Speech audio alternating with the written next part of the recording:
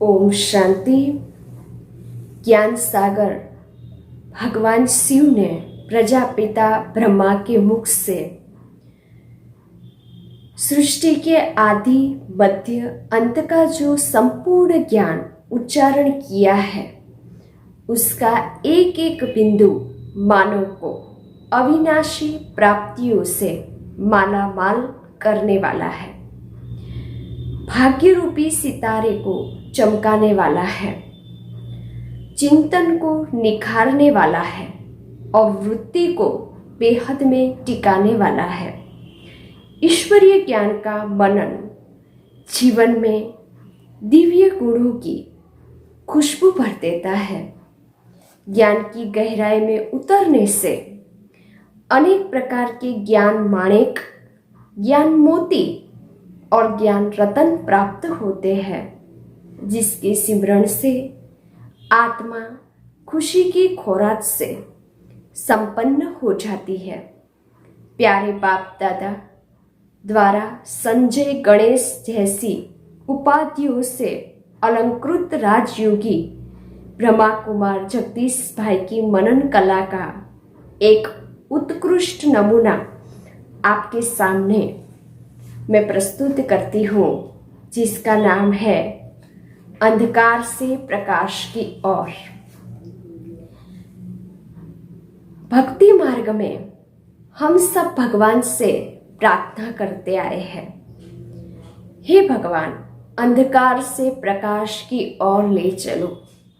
जैसे कभी कभी पहाड़ों पर गाड़ी में जाते हैं, रास्ते में सुरंग आती है, उसके बीच में इतना अंधकार होता है कि कुछ दिखाई नहीं पड़ता है। कई सुरंगें बड़ी लंबी होती है, मालूम ही नहीं पड़ता है कि कब खत्म होगी, लेकिन इतना तो मालूम रहता है कि आखिर अंधकार खत्म होगा और प्रकाश आएगा।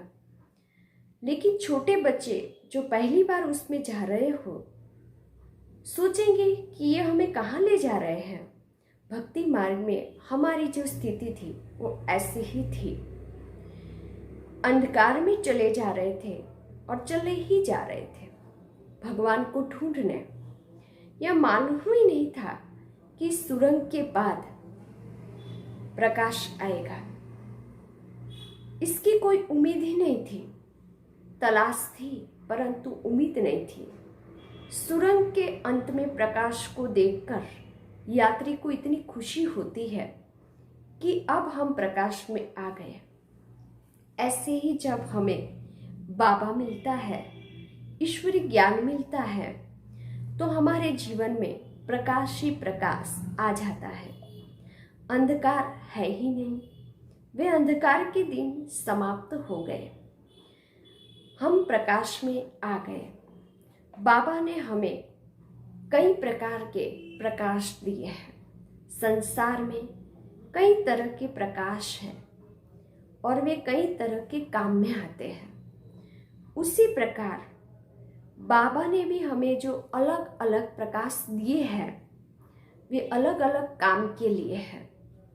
जैसे हम देखते हैं कि ट्रैफिक की अलग अलग बत्तियां होती है, जैसे लाल, हरी।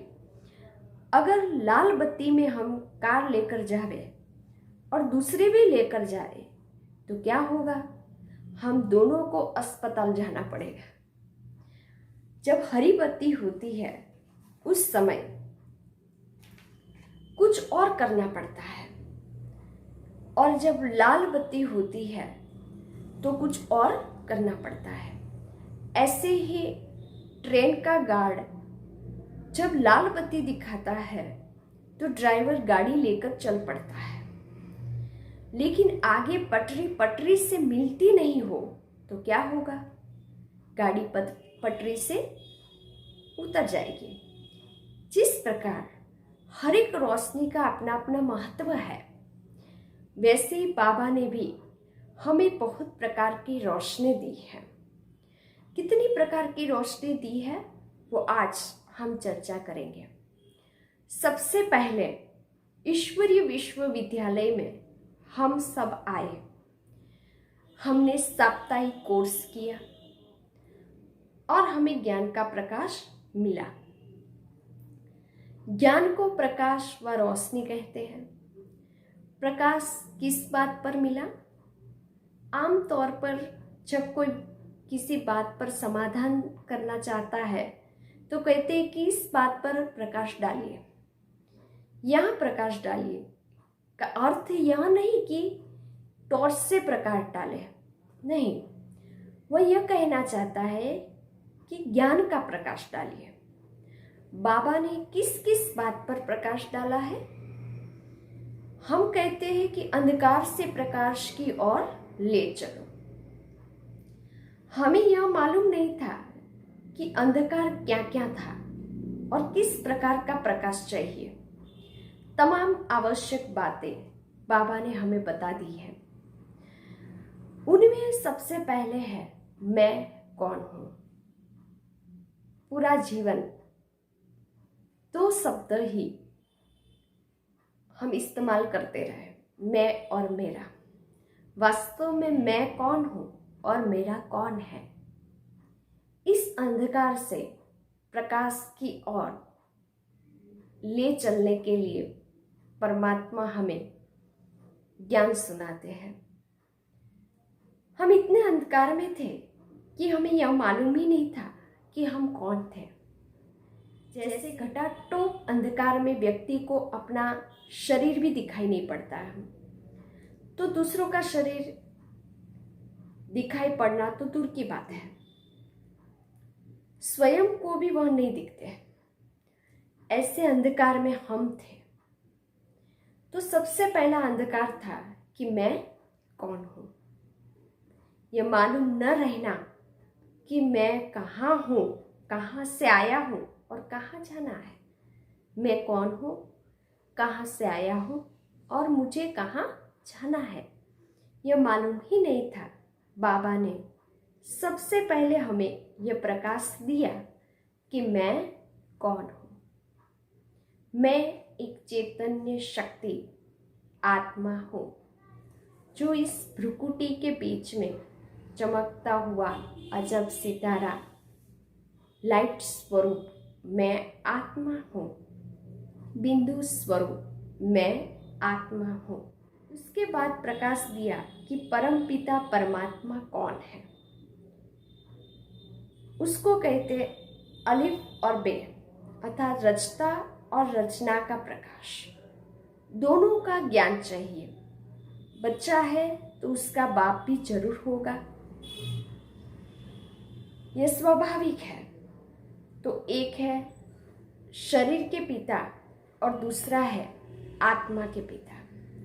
शरीर के पिता का तो परिचय हम सबको है और हम सब जानते हैं उनके नाम रूप को भी।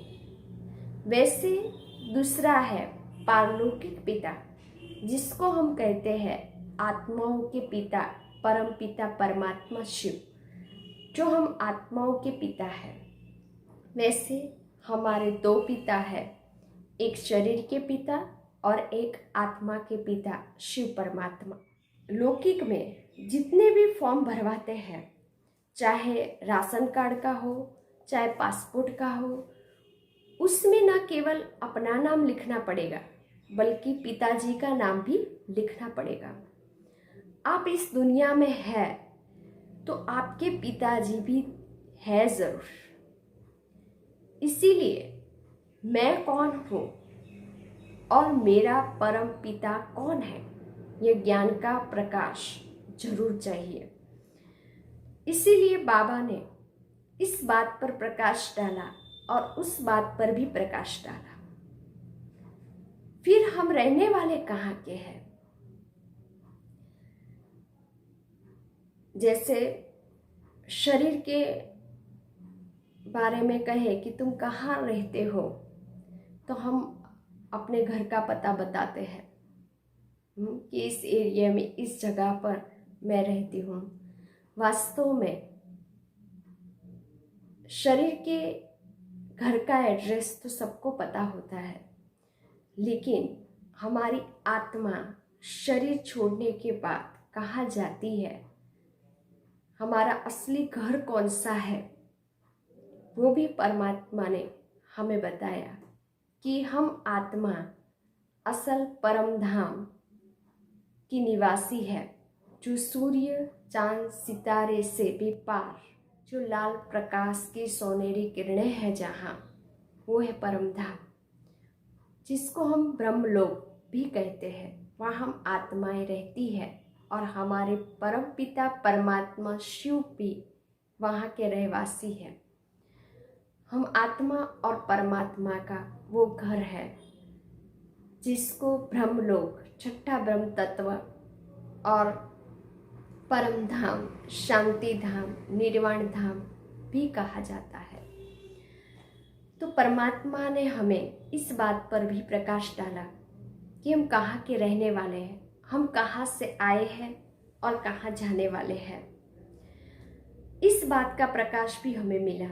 फिर हमें क्या करना है और क्या नहीं करना है, इस बात का भी प्रकाश मिला, क्योंकि दुख और सुख का संबंध हमारे कर्मों से है। इसीलिए कर्म पर भी बाबा ने प्रकाश डाला। सबके साथ हमारे क्या संबंध है, इस बात पर भी बाबा ने प्रकाश डाला। दुनिया में जितने भी झगड़े हुए हैं और जो हो रहे हैं और होने वाले हैं, वे सब आपस में संबंध ठीक न होने के कारण है।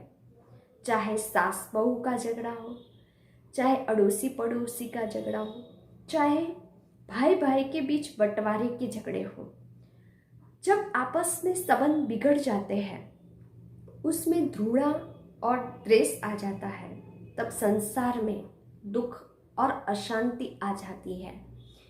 इस कारण हम देह और देह के संबंधियों के बारे में तथा देह और आत्मा के संबंध क्या है, यह भी भूल गए हैं। इसको देह अभिमान कहा जाता है। इस देह अभिमान से ही दुख, अशांति, द्वेष, ईर्ष्या उत्पन्न हुई है। जब हम अपने संबंधों के बारे में सही जानेंगे, समझेंगे, व्यवहार करेंगे, तब दुख और अशांति से मुक्त हो सकेंगे। यह ज्ञान का प्रकाश बाबा ने हमें दिया।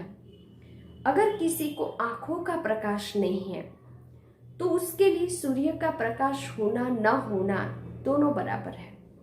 अगर बाहर प्रकाश ही प्रकाश है पर देखने के लिए नेत्र न हो तो जीवन में अंधकार ही अंधकार है।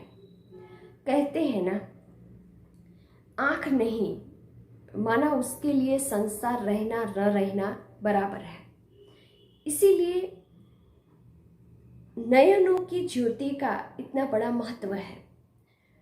बाबा ने हमें ज्ञान चक्षु दिए हैं अथवा बुद्धि का नेत्र दिया है।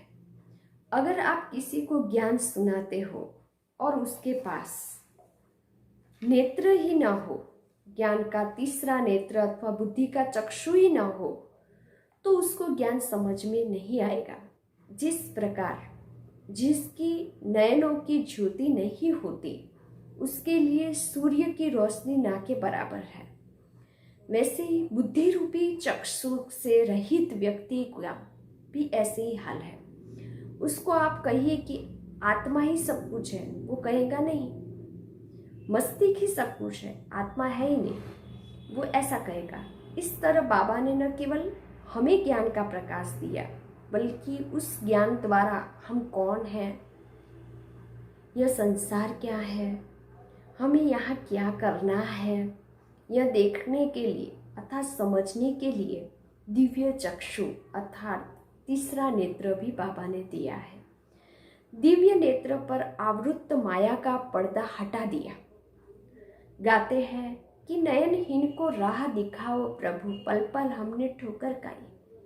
जब परमात्मा आते हैं तभी हमें ज्ञान का तीसरा नेत्र देते हैं। लेकिन प्रभु न केवल नयनहीन को राह दिखाता है बल्कि नयन भी देता है। सबसे बड़ी बात तो यह है, कई प्रकार की लाइट होती है, जैसे कि ग्रीन लाइट और लाल लाइट, अर्थात क्या करना है और क्या नहीं करना है। बाबा ने यह बताया है कि कौन से कर्म करने हैं और कौन से कर्म नहीं करने हैं। बाबा ने कहा है, बच्चे संसार में रहो, खाओ पियो पहनो, आराम से रहो, खुशी से जियो, यह ग्रीन लाइट है। काम, क्रोध, लोभ, मोह, अहंकार, ईर्ष्या, द्वेष, नफरत, इनको छोड़ो, ये रेड लाइट है। बाबा ने यह नहीं कहा कि घर बार छोड़ो। बाबा ने कहा सबको स्नेह देना, परंतु किसी में फंसना, किसी से नफरत करना, ईर्ष्या करना, यह रेड लाइट है। ऐसा करना बंद कर दो। बाकी संसार में मिलो, रहो, करो, जियो। यह संसार हमारे सुख के लिए है, मौज के लिए है, हमारे लिए है। दुनियावी सुख और मौज नहीं, जिनसे आदि मध्य अंत हमें दुख मिलता है।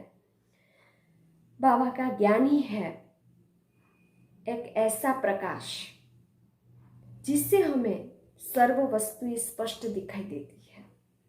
बाबा ने सिर्फ एक प्रकाश नहीं दिया, कई रंग का प्रकाश दिया है। हम देखते हैं कि प्रकाश चांद का भी होता है, प्रकाश सूर्य का भी होता है।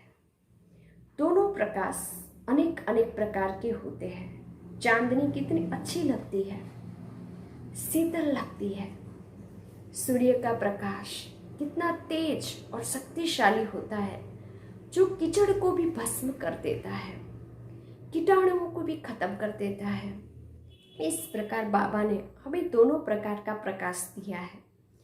दूसरों को चांदनी जैसी शीतलता दो और सूर्य की किरणों की तरह अपने अवगुण और पाप को भस्म कर दो। पुराने संस्कारों को पिघलाकर, गलाकर, जलाकर बदल दो। शीतलता भी चाहिए और उष्णता भी चाहिए। यह लाइट तो इस संसार में चली आ रही है कि आत्मा अमर है और शरीर नश्वर है। यह शरीर 5 तत्वों का बना हुआ मिट्टी का पुतला है। किसी न किसी सत्संग में यह आध्यात्मिक लाइट तो होती है, लेकिन बाबा ने हमें नई रोशनी दी है। बाबा ने आत्मा के बारे में, परमात्मा के बारे में जो लाइट दी है, वो पुरानी लाइट नहीं है, रिवाजी लाइट नहीं है, वो है न्यू लाइट, नई रोशनी। आप देखते हैं कि संसार में जगी हुई ज्योति के सामने सब झुकते हैं, बुझी हुई ज्योति के सामने नहीं। बाबा ने हमारा दीपक जगाया है, वो एक रस जलता रहे। बाबा ने हमें यह तरीका भी बताया है कि हम उस दीपक को कहाँ तक जला के रख सकते हैं, पुरुषार्थ हमें कैसे करना है। बाबा ने यह भी लाइट दी कि इस दीपक को माया से कैसे बचा के रखे। मैं आत्मा हूँ, यह ज्ञान देना एक लाइट हुई, और मैं आत्मा हूँ यह भूले नहीं, उसके लिए क्या करे, यह दूसरी लाइट हुई। इस प्रकार बाबा ने हमें कई प्रकार की लाइटें दी हैं, इससे हमारे जीवन में प्रकाश ही प्रकाश है। ओम शांति।